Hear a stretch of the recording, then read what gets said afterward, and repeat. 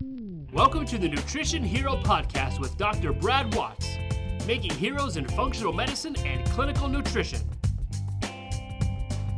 Now, here's Dr. Watts.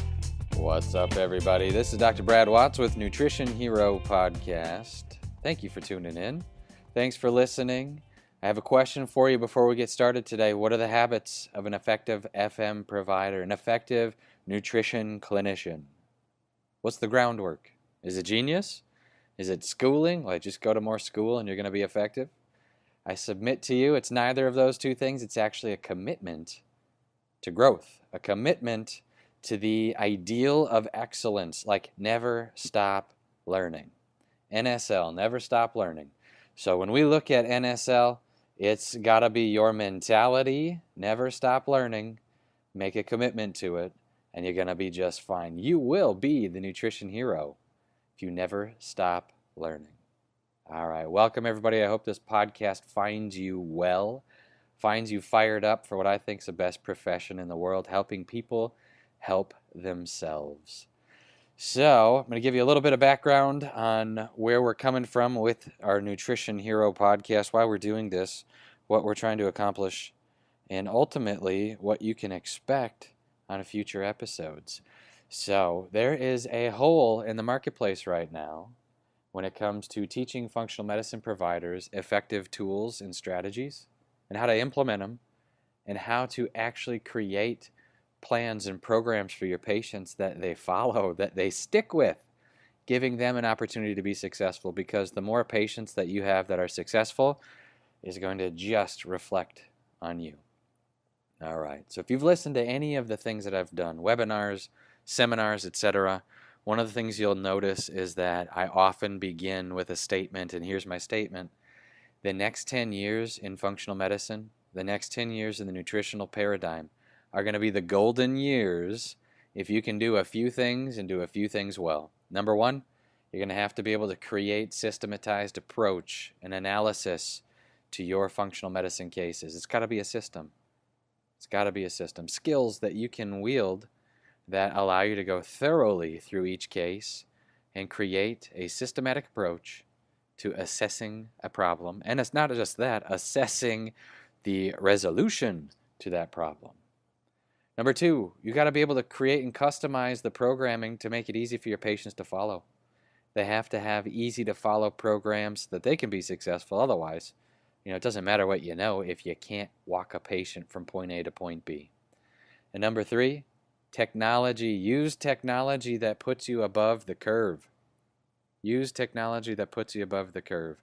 It's one of the silly things in functional medicine that a lot of times people don't understand, but it's this: functional medicine's always operating. There's always information where you're operating on the cusp of research, like on the cutting edge. And there's tools available. You just got to look. Just got to look. It's one of the things that has put modern medicine, I say that in quotations, by the way, one of the things that's put modern medicine behind the 8 ball when it comes to chronic disease management and helping patients walk through it is that there's, on average, a 16.5-year gap between the time researchers find something as useful and the implementation in the standard of care. 16.5 years. Like, that's insane. That means that the cutting-edge treatments of today from a medical perspective for things like type 2 diabetes, chronic disease, whether it be pain issues, etc., 16.5 years ago is when those treatments were discovered, and here we are in 2017, and sure enough, they're finally getting implemented. So the question is do you have 16.5 years to wait, or even better, do your patients have 16.5 years to wait before you, as their provider, functional medicine provider, their nutrition clinician, do they have 16.5 years to wait until science catches up? It's not really science, right? It's the clinical procedure of testing and retesting drug therapy models. Do they have 16.5 years to wait? I submit to you that they don't. They don't, right? So they meet you, functional medicine provider, and you have this mantra, this NSL mantra, never stop learning, right? NSL. You got to put that on your forehead, NSL, never stop learning. So they show up into your clinic And where do we go? What do we do? That's what I want to teach you with this podcast, Nutrition Hero. I want to teach you systems to implement how to take a patient from point A to point B. Not only that, I'm going to be giving you clinical insights. I'll have other doctors on here that I interview from time to time as well. People that have seen it, people that have lived it. And so that's where I'm coming from, by the way. I've seen it and lived it. So this is my 8th year of practice. Over the years, I've had an opportunity to be involved in over 15,000 cases, specifically functional medicine cases. I've never had a neck and back clinic from day one of practice. Day one of practice. I've been in an FM model. I've had an opportunity to learn from those that I would consider to be the pioneers of functional medicine, and not necessarily from a mechanistic perspective, but pioneers from a making it available to the masses. And it's awesome. So I'll give you all the stuff that I've learned along the way, all the things I've learned from a clinical space, all the things I've learned from a diagnostic space. I get an opportunity to look at a lot of lab tests every year. So this year, well, I shouldn't say this year because it's almost June here, but in the last year, how about that, I've been able to look at over 3,500 pieces of laboratory work in a single year, and what it's done is it's given me eyes to see trends, eyes to see patterns, eyes to see what works and what doesn't work, so that if you're in a situation where you're not looking at 3,500 pieces of laboratory work, you can take advantage of somebody who has been in that position, been in that space. So anyhow, what we're going to do today is we're going to talk about the basics of a foundational approach to FM, to clinical nutrition, how to put it into practice in a way that sets you and your patients up for success. And ultimately, what's everybody looking for? Results. And so we have to start with the result in mind. And so there are ways to approach this. I've seen a lot of FM over the years, a lot of different types and styles of functional medicine treatment. I've been in education models from many different supplement companies, practice management groups, diagnostic management groups, diagnostic companies, etc.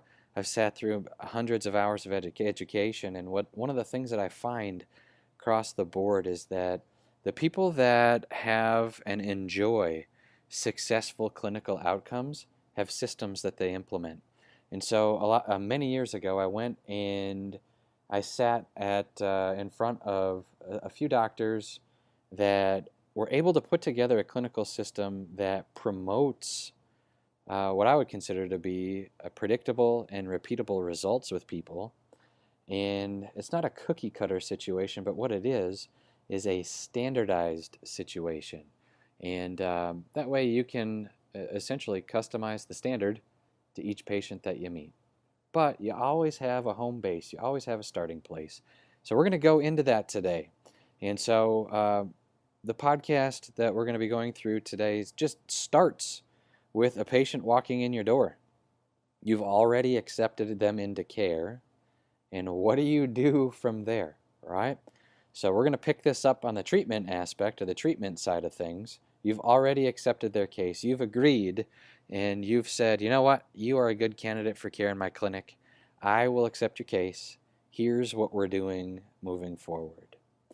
All right. So what we're going to do is master the basic treatment map. Know how to locate yourself on the map, and then, in a nutshell, be able to communicate to your patient. Here's where you are on this map. Communication is going to be key with your patients, and so setting it up from the beginning the right way is what I've found to be the easiest and most effective way to walking them down the road to predictable and repeatable results. So we're going to build a case today. We're going to pretend this is a diabetes patient just because there's a lot of them. It's a case that I've lived thousands of times with people, and so we'll start with that. In my opinion, and after looking at different models of functional medicine and how to help people, the more of a structure you can give somebody, the better success they're going to have in their clinical outcome. And so in a diabetes instance, I'm just going to suggest 6 months. You got to commit to care with them for 6 months. They have to commit to care with you for 6 months. And the reason I feel that way is that most people will be on their way to wellness after a 6-month period, all right, minimum 6 months. And you treat them for any less than 6 months, what I find is that usually they don't learn the skills they need in order to keep their results moving in the right direction. So 6 months on average is about the space you want to be in. And so I would suggest that you keep track of your patients every week for at least 2 months. You could space it out to every week, or every other week, excuse me, for the third and fourth month. Then the fifth and sixth month, maybe do once a month and see how they're doing at that point. But I find that that is the basic structure that you want to set up for a treatment plan for somebody that's dealing with a chronic condition. Now, again, if you're dealing with gut issues, maybe a little different. If you're dealing with thyroid issues, I would suggest that you follow a similar plan to the one I just laid out. And the reason is, again, that you don't want to just catch a fish for your patients. You want to teach them to fish. You want to teach them to fish because ultimately, if you can teach them to fish, you are going to have a referral-based practice. And that's like the holy grail. That's what every doctor, every clinician wants, is a referral-based clinic where you don't have to be out spending tons of dollars every month just to get your name in front of people. If you can have a referral practice, that gives you the ability to have something based off of your name, and your name is only going to be as good as your results. So if you can put a story in your patient's mouth, that story gets disseminated passively, really, and your patient becomes the billboard. It's very cool. So that is the basic structure of a treatment model that you want to follow with your patients. 6 months, every week, once a week, right? Every week for 2 months, every other week for 2 months, once a month for 2 months. Gives you an opportunity to educate them, get them to a spot where they're holding the fishing pole, so to speak, and you're teaching them to catch a fish instead of just doing it yourself for them. Now, with that in mind, how do we begin? What types of testing do we run on somebody? And this is diabetes again. Any chronic disease, really, you can start with 3 tests. 3 tests. We got a blood chemistry test. I'll talk about that in a later podcast. Obviously, we'll dig into the blood chem, why we do what we do, what are the suggestions, and how you pair it with follow-through for your patients. But blood chemistry, you want to look at every major organ system. You want to look at their inflammatory issues. You want to look at some of the hormones, the blood hormones. You want to look at how their organs are functioning together. Is the orchestra playing the same song? Are we in a position where your patients have been thoroughly gone through? Are there cases being looked at with a fine-tooth comb? Are there cases being gone through with a doctor that's actually spending attention? And that's different than spending time, and I want you to know that. But are they spending attention in the right area? Are they spending attention with the right metrics? And so blood chemistry is one of the ways that we do that. I'm going to suggest right off the bat utilizing blood chemistry through Doctor's Choice. They do a great job in a group buy situation, so it gives you awesome cash prices. Unbeatable, I think, in the marketplace right now from what I've seen. Doctor's Choice. And so we have a couple of panels that are pre-made. I actually use a panel from Biogenetics, and Biogenetics is a nutrition company and make supplementation, that type of thing. But I use a panel through Biogenetics, and they have a couple of different panels specifically with diabetes. And so we have what I call a panel 1 and a panel 2. Panel 1 is for those that are not insulin dependent, and panel 2 is for those that are more of an insulin dependent situation. And these are cutting edge panels. The education that's put together by Dr. Walsh over at Biogenetics, second to none, flipping the FM model on its head right now from a diagnostic perspective, and get some education on this stuff. But the Biogenetics panel through Doctor's Choice is something that I'm going to suggest you run in every single chronic disease patient. Very, very cool. So that's the first one. Second one, we do saliva testing. I use Diagnostics for that. They do a great job. Or if you want to do something more of a hormone testing, that's a urine sample. Dutch testing, dried urine sampling. They do a great job also.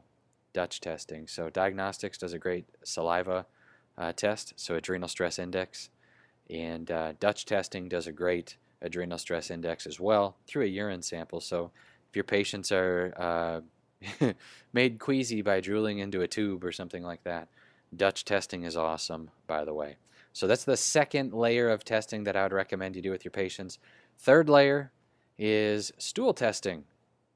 Stool testing. Doctors Data is who I recommend for stool testing. They do a great job. Genova does a good job also. I just find that Doctors Data pairs well for patients as far as giving them enough information but not overwhelming them with laboratory data. And so those are the 3 layers that I would suggest that you run on your patients as you're going through functional medicine programs. So what do you do with these labs? I suggest get them all run on day 1.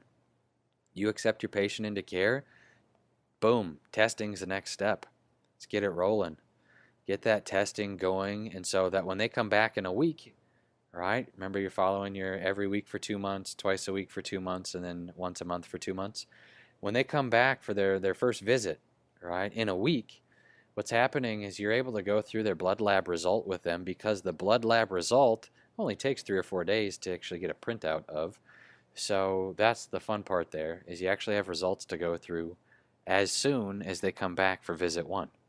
Now, what's interesting is that if you're utilizing supplementation from a company like Biogenetics or Apex or whatever, what happens is you can get recommendations based off of those things, based off of the nutrients that are available. What I've found is that Biogenetics, through Doctor's Choice, gives you printouts, which is pretty cool, of the lab. So it analyzes the lab for you and then tells you, here's what you should do from a protocol perspective based off of the laboratory diagnostics.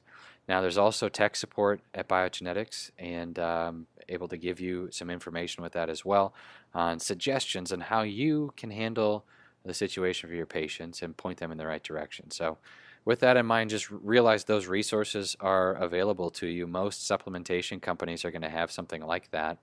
Again, I use Biogenetics, and I get to teach for Biogenetics quite often, and so I am partial to their systems because they're simple, and it provides technology for your patients to follow through, simple protocols for your patients to follow with technology that's unrivaled. So anyway, with that in mind, the 3 layers of testing that you're going to implement: blood, saliva, stool. There are some awesome specialty tests on the market today that I run on most patients that I'm going to accept into my practice.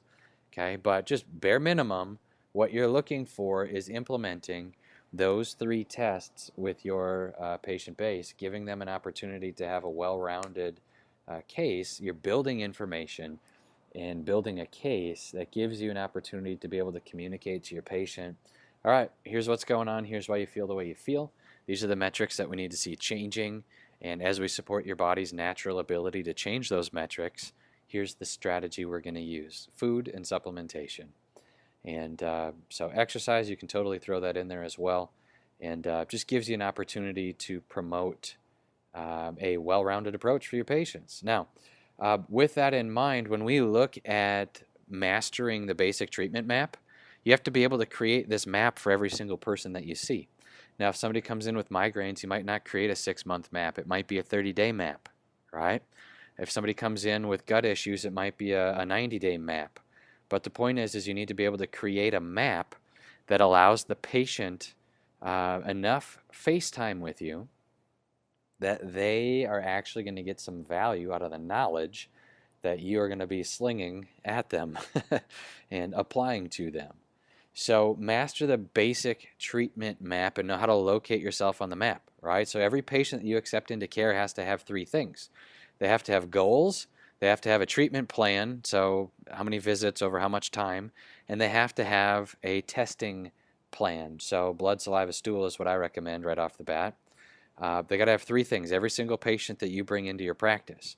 Now, the goals help you understand where to go with your treatment plan and how to communicate to them. They have to be measurable goals. Like, they can't be like, I want to feel better. Okay, cool. That's what Starbucks is for, right? Like, it has to be something like, I want to feel better. Okay, what does that mean? What does that mean, Bob? What do you mean when you say you want to feel better? And Bob says, well, I don't know. I want to have better energy. Okay, better energy. What does that mean? What's your energy like right now? 0 to 10. 10 being awesome, 0 being you're just laying in bed all day. Okay, where are you on that map? Well, I'm a 6. Okay, what does it look like if you're an 8 or a 9 or a 10? So what does it look like? Having something that's measurable so that they have the capacity of being able to identify where are we on this treatment journey, Are you 60% of the way there? Are you 80% of the way there? Have you hit the goal after a month and you need to reassess and set a new goal? Where are you? These are podcasts in and of themselves, right? So we'll go through that information. I'll just basically want to provide it here for you. What are the 3 things that you need? And then how do you manipulate the 3 things so the patient can have the ultimate success that they're looking for? So what are the goals? Set goals. You got to have at least 3 goals. They have to be measurable. Better energy is a good one. If you're talking to a diabetes patient, they may say, hey, I want to see my hemoglobin A1C, my blood sugar control mechanism, the standard. I want to see that improve so when I walk back into my doctor's office, I can have my head held high, walking in with confidence and knowing that my doctor is going to give me the thumbs up and go, Bob, what in the heck have you been doing? Susan, what in the heck have you been doing? Like, how are you able to achieve this? I've been treating you for a decade and you walk in and your A1C is down 2 points in the last 6 months. What is going on here? So those are the types of things that you want to be able to get your patients to ascribe to. The story, right? So every goal has a story. And so you want to figure out what their goal is, turn it into something measurable, because most patients don't know how to set a goal. They'll tell you what they want, kind of, right? But they'll use words like that. Well, I kind of want to feel better. I kind of want to, improve my blood sugar averages overall. I kind of want to lose 30 pounds. I kind of want to sleep better, whatever it might be. And you got to get those hedge words out of there. You got to get that word out of there and get them to write their goals down. Very powerful when you get your patient to write their own goal down. So there's a space on intake paperwork that I use where the patient's going to have their goals. If they don't fill them out, during the initial consultation, I'll ask them, what are your goals? You didn't write any down. And I'll slide the paper over to them, throw them a pen, say, we got to write your goals down. What are your goals? They have to be measurable. Let's talk about this. And we'll have a 10, 15, 20-minute goal setting session right there in the office. They have to have something that they are, through writing, committing themselves to. They're going to hold themselves to it. Most of the time, people, when they write something down, they're going to want to be congruent with what they say and do. If they're not writing it down, it means they're not planning on being congruent with whatever they tell you.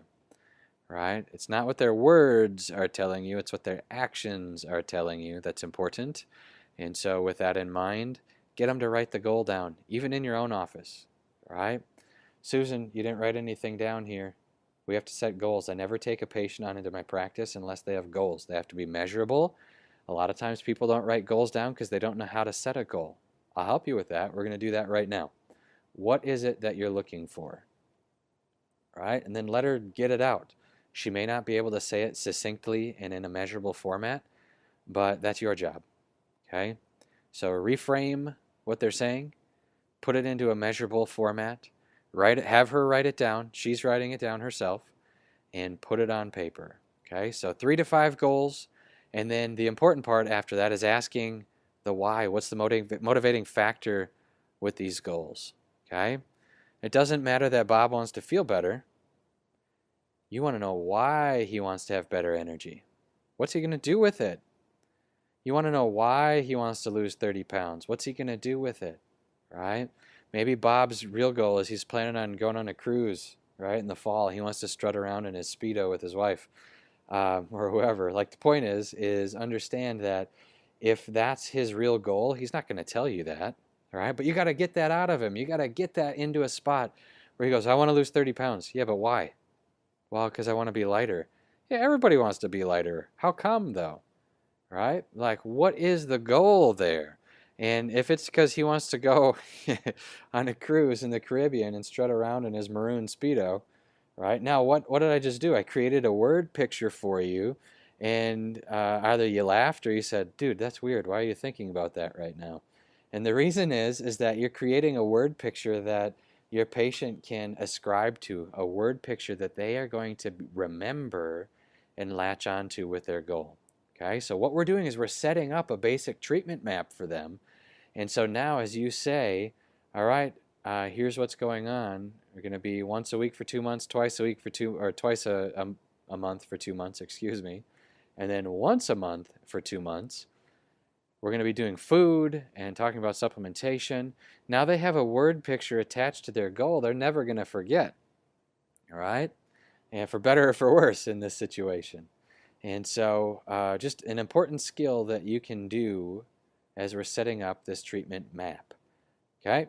So while you don't necessarily have a treatment map that's 6 months long for every patient, it is, in my book, a rule of thumb for a starting position, and you can increase or decrease from there depending on what you're going to be doing with them.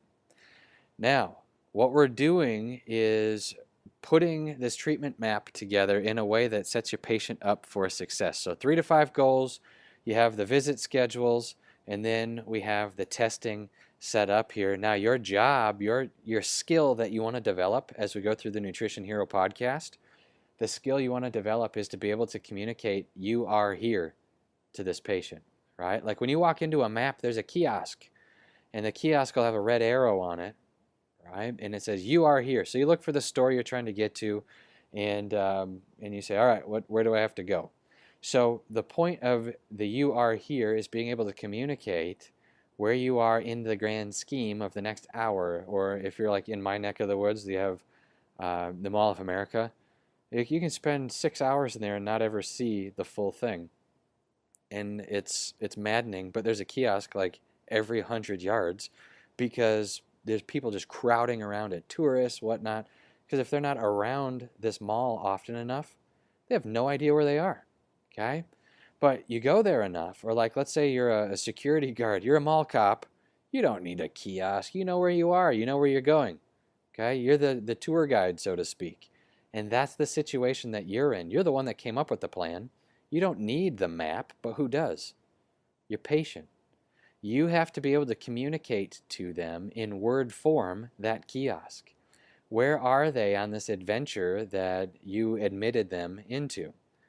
The kiosk is key.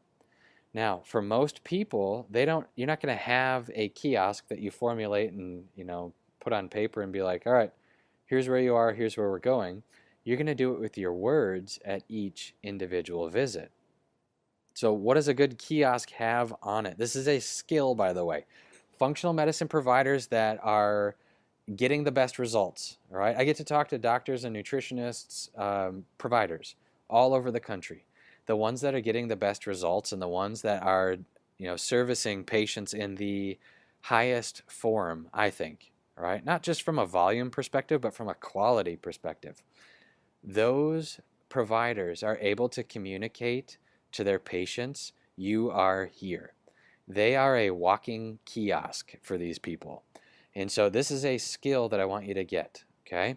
Now, with that in mind, this kiosk skill is something that allows you to be in a position where you are giving them word pictures, and it kind of goes like this, all right? So this is what you're doing on every single visit. Not necessarily in this order like a script, but you have to touch on these points every single visit with your patients, all right? Bob, here's where you were. Okay, I don't know why I'm picking on Bob today, but the point is, Bob, here's where you were.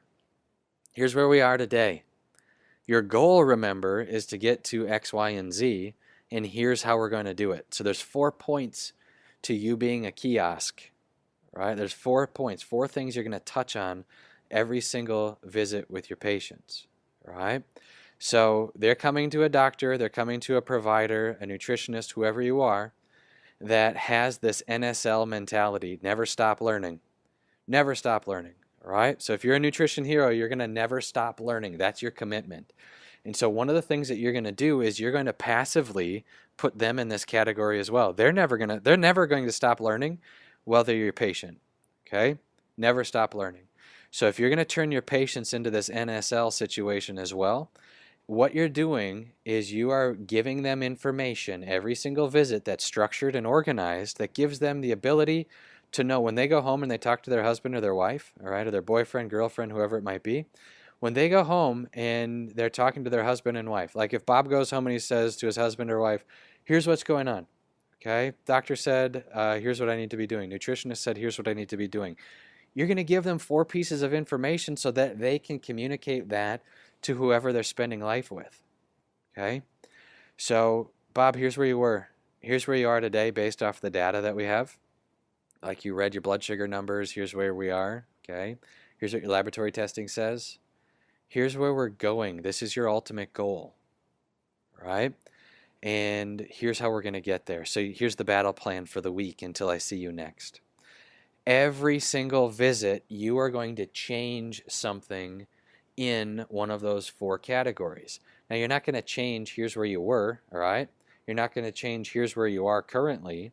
You're going to change either the goal based off of what Bob decides he wants.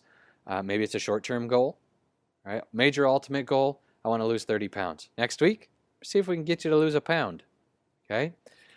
Set the goals something that's achievable for Bob, because if you tell Bob you need to lose 12 pounds in a week, buddy, right, and he only loses 7, he's going to be disappointed, even though 7 pounds in a week would be awesome. Okay, so set them in capacities that are achievable for him. But the other thing that you can change is the follow-through, the plan. So here's where you were, here's where you are, here's where we want to be. Here's the plan to get there.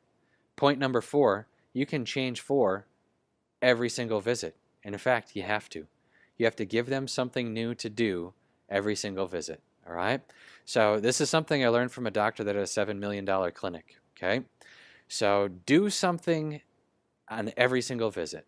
Never have a visit where you are just stagnant, staying the same, saying, all right, keep doing the same thing, Bob, see you in a week. Never have a visit where you do that. You need to change something on every single visit. And so I was able to pick that up off of a doctor way back in the day. This is probably year 1 of practicing, and I was able to pick that up, and something that stuck with me all along the way. You change something on every visit. And so with Nutrition Hero, I'm going to show you, right? I'm going to interview some doctors that are also, they're going to tell you the same thing, but we're going to show you things to change. You don't need to change directions on every visit, but you got to have homework for the patient on every visit, right? Something with the plan needs to be adjusted on every single visit. All right. So when you can become a walking kiosk for your patient, right, you are putting them into the category that I want to put you into, which is never stop learning. When you are never stop learning, you will become the Nutrition Hero. And guess what your patients are going to become? Nutrition Hero. That's the point, all right? So how do you decide what your map looks like? Okay, I gave you a structure, like a stamp that we can use, okay, as a starting position, but the map changes based off of the patient situation. So one of the keys to having a great and functional practice is take patients that have diagnoses. Take patients that already have a diagnosis. It gives you the ability to set a treatment map. Like I said, diabetes. I know it's going to take about 6 months. Might happen in 4, might happen in 8. But I know it's going to take about 6 months for you to learn everything you need to learn with a diabetes situation. And that's just what I've found over the years in practice. So I know that. If it's a gut issue, usually 90 days. Could be a little longer, right? But if it's a gut issue, they have an inflammatory bowel condition, it's about 90 days. You got to plan on it. Got to plan on it. So higher or lower as far as the treatment model, but you got to make sure that you're putting it into position. So I'm going to review real quick for you what we've gone through today just so far, all right? So number 1, every patient that you admit into your practice has 3 things. They have goals, they have a treatment plan, and they have testing. The goals, 3 to 5 goals that have to be measurable. You probably are going to have to walk them through how to set those goals. Make the patient write them down on the intake form. You don't write them down. Make the patient write them down. Patients want to be consistent with their word. Their word is not what they say. Their word is actually what they do. All right, so very important there. Number 2, set up a treatment plan. Remember, 6 months. This is diabetes, chronic disease. 6 months, once a week for 2 months, twice a month for 2 months, once a month for 2 months. Gets you in a very good position to help these people improve and learn what they need to do. Number 3, testing. You're going to get your testing out of the way on day 1. Get your testing done right away. Testing, blood, saliva, stool. There are specialty tests that I love and run on almost every single patient, and I did not talk about those yet today, but blood, saliva, stool is a great way of analyzing and getting enough data to be able to build a treatment plan, like the follow through for a treatment plan for your patients on an ongoing basis. Okay? So those are the 3 things that every patient is going to have in your practice if you want to be the nutrition hero, if you want to put them in position to be a nutrition hero. And you got to have enough information to read them like a book when they come back in. All right. So this is the first podcast in a series that I'm calling Nutrition Hero. Hope you found some value in it today. I think what's going to happen is you're going to put yourself into a position where we give you enough information to be dangerous. Enough information that you're going to separate yourself from the clinicians in your area, right? It's not knowledge that does it. It's your heart. It's your commitment to learning, okay? And so just how to build a case. That's our first podcast today, how to build a case. So remember, takeaways here, NSL, never stop learning, okay? You need to put yourself into that category, and you will find patients attracted to you that will also be in that category. All right. Have a great day. Thank you for listening, and we'll see you next time on Nutrition Hero Podcast.